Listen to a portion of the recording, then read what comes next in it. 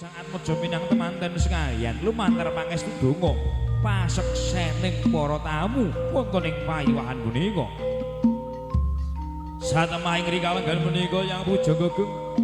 tansah paring donga pamuji ngarsane Gusti ingkang Maha Kawasa.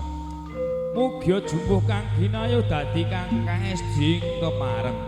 Rahayu mring salami-lami hanggenya Diayu Irnawati kali menjadi pura Mas Bagus Imam Hambali kebyur wonten samudraning bren punika samangke manunggaling rasa ngatresnan wahyining jodoh sejati kang tumurun dinten puniki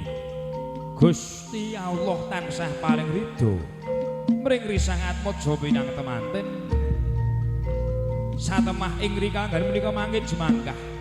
risang atmaja tumuju mring sajroning payiwan kapiringan nunjuk antartawane panjenengan Rama Ibu satemah ugi nggih nyemparing unjuan wujud rasaning katresnan Rama Ibu ngasanipun risang atmaja pinang temanten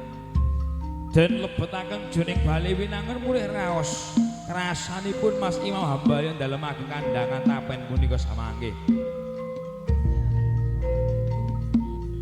satu husindur isin yen mundur kepareng maju terus risang atmaja hanggenya nderek saking Kanjeng Nabi kadya laras kaya kang mungeling dinten punika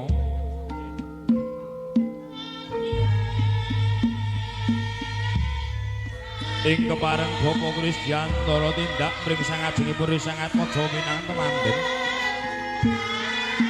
Pralam dikaning winasis genya Bapa Kristiantara tansah paring dalan bebener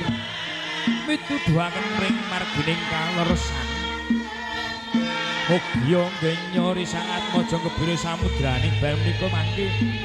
tansah pikantuk kanugrahaning Gusti kang Maha Kawasa rahayu mring salami-lamiya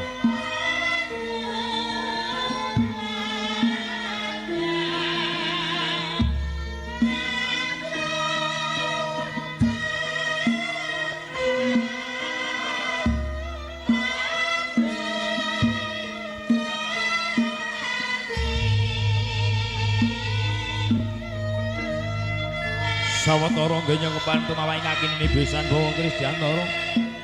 ngaturaken kawilujungan ngarsanipun kakini besan Bapa Ahmad Said Al Bambang S balasanipun Sunarti wilujeng katuraken ngasemanjen monggo pinarak wonten sisih iringipun risang atmaja minang temanten